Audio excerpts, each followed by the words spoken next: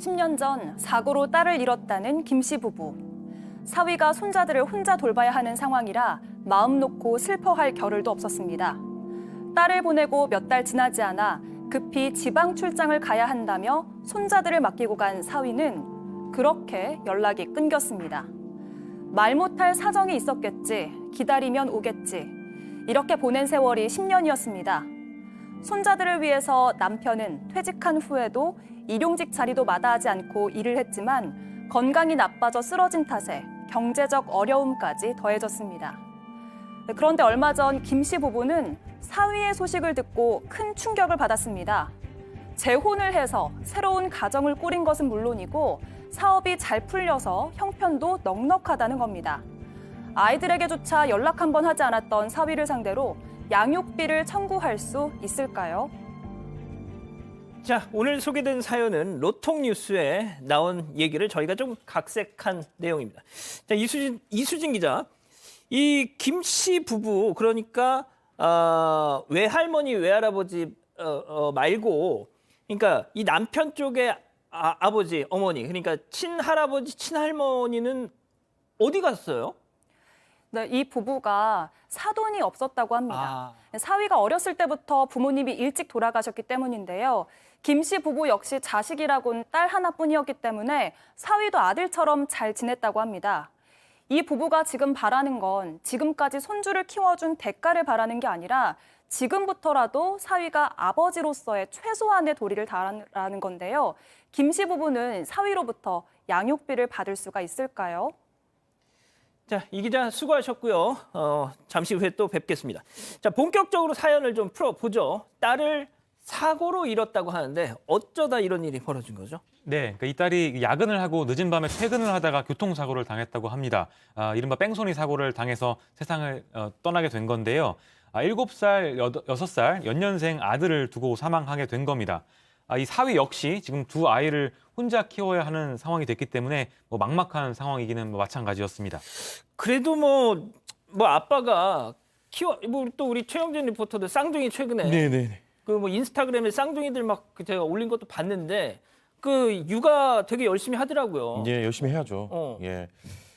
이게 참 이 사연도 보면 연애 시절부터 김 씨 부부를 좀 부모님처럼 살갑게 여기면서 참 사위 같은 경우는 힘든 내색 않고 또 육아를 잘 했다고 합니다. 물론 이제 아버지가 된다는 거, 아빠가 된다는 거 책임감이 이제 다르고 또 힘든 일이 있었지만 육아에 최선을 다했다고 해요. 사위는 아이들에게 엄마의 몫까지 해내겠다면서 아이들에게 지극정성을 쏟았다고 하는데요. 김 씨 부부 역시 딸의 좀 빈자리를 어떻게든 좀 채워주고 싶어서 또 열심히 했다고 합니다.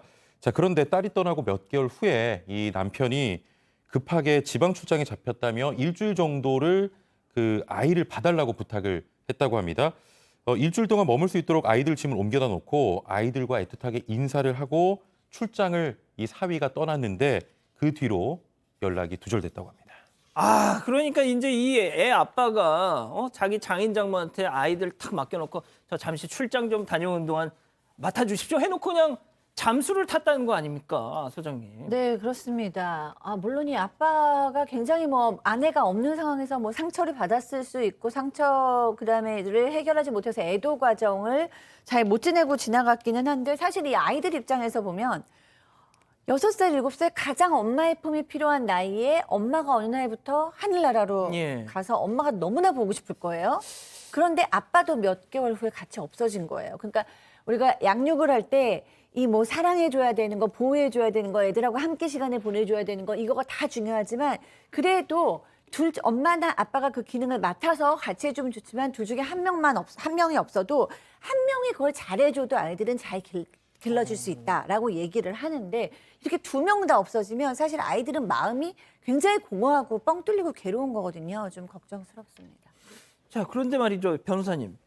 이게 이런 경우 혹시 보신 적 있어요?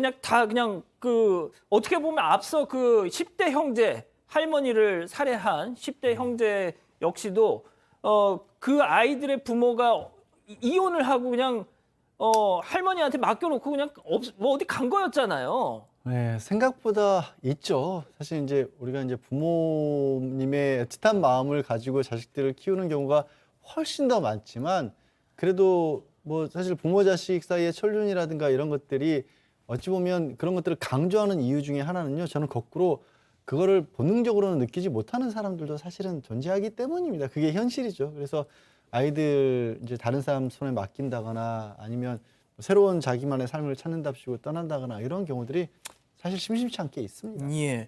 뭐 거의 그렇게 해가지고 10년 정도 넘게 이 두 아이들이 외할머니, 외할아버지 손에서 자랐다는 건데 소장님도 혹시 네. 그 육아 과정에서 친정 부모님들한테 네. 이 자녀분들을 이렇게 좀 위탁하거나 그러셨던 적이 있으세요? 저는 친정 엄마가 외국에 계시기 때문에 사실은 저는 시어머니랑 오래 같이 살았어요. 아. 저희 시어머니께서 아이를 굉장히 많이 저를 공부하거나 이러는데 너무 많이 도와주셨거든요. 그리고 저희 아이가 지금도 이제 굉장히 연로하신데 저희 할머니, 친할머니에 대해서 편지를 쓰면서 또 한 명의 엄마 이렇게 쓰더라고요. 아이고야. 그러니까 굉장히 그 애착을 잘 형성할 수 있기는 한데 그럼에도 불구하고 사실 할머니한테도 너무 사실은 좀 힘에 벅차고요. 그럼요. 네. 아이한테도 할머니가 잘 키워주셔도 그 마음에 뻥 뚫린 부모에 대한 그리움은 또 채워지는데 한계가 있죠. 예.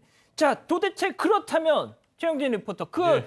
잠수를 타버린 사위 도대체 어디서 뭘 하고 있느냐? 아, 지금 저 유튜브를 통해서도 많은 분들이 추측을 하고 예, 예. 계세요. 뭐 결혼해서 뭐 누구 여자가 생겼다 뭐 이런 어허. 추측들을 하고 있는데 자, 사위 소식이 들려옵니다. 아하. 재혼을 했어요. 재혼을 했고 1년도 되지 않아서 재혼을 했고요. 또 스마트폰 애플리케이션 개발 관련 사업을 시작했는데 그게 또 잘 돼요. 아이고 이런. 그리고요. 사위가 개명을 합니다. 그래서 이 아, 김씨 이름을 바꿨어요? 이름을 바꿨어요. 그래서 이 김씨 부부가 사위의 행방을 찾는데 굉장히 어려웠다고 합니다. 이름까지 바꿔서.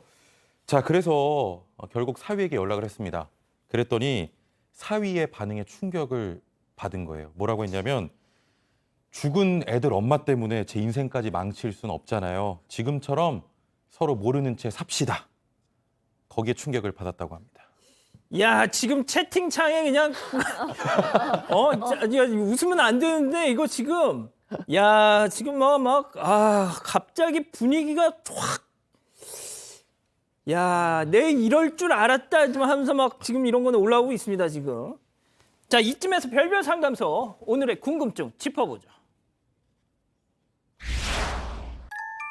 자, 손자들 10년 키운 조부모 사위에게 개명까지 하고 새 여자 만나서 살림 차린 새 사위한테 양육비를 받을 수 있을까요? 네, 이게 이제 논란의 법적인 이유는 상식적으로 당연히 받아야죠라고 생각할 수 있는데 재판이 있었습니다. 왜 그러냐면 양육비는 양육의 의무가 있는 사람이 내는 거죠. 예. 양육의 의무는 양육권과 같이 가는 것이 원칙입니다. 아, 예, 예. 그러다 보니까 부부 사이에 이혼을 하면서 한쪽이 아이를 맡아 키우더라도 키우지 않는 아이 쪽은 양육의 의무가 있으니까 이 양육권 대신 양육의 의무를 이쪽에서 이행을 해야 된다는 의미로서 이 비용이라도 지급을 하는 건데 할아버지 할머니 같은 경우에는 친권자도 아니고 양육권자도 아니지 않느냐. 그런데 이 아이들을 대신 키워준 거니까 아니 그러면 양육권도 없는 사람이 대신 키워줬으니까 더 돈을 받아야지라고 하지만 어쨌든 그게 법적으로 인지상정 아닌가요? 네, 그게 맞다라고 법적으로 확인을 해줬습니다. 사실 아, 그게 대법원. 맞는 거죠? 그게 맞는 겁니다. 그게 법적으로 조금 모순이 있었는데 예. 그걸 정리를 해서 당연히 조부모도 아이를 키웠으면 양육비 받을 수 선생님, 있다. 제가 보니까 이 할아버지 할머니는 이거 양육권을 청구할 수 있는 자격, 그 법령 근거가 없었었다면서요? 그렇죠. 과거에는 없었던 거예요. 어. 그렇기 때문에 그걸 법원이 만들어줬고 근거가 새롭게 만들어졌어요. 아이고. 그래서 그리고 이제 한 가지 저도 이 사람이 새로운 삶을 찾겠다라는 것까지 100번 양보해서 가능하다고 봐요. 아이들에 대한 책임을 져야 될 거 당연하죠. 아니에요. 이 아이들에 대한 책임을 지지 않은 부분은 굉장히 비난을 해야 마땅하고요. 또 양육비를 산정하는 방법은 소득입니다. 성공했다면서요. 성공한 만큼 아이들을 위해서 써야죠, 당연히.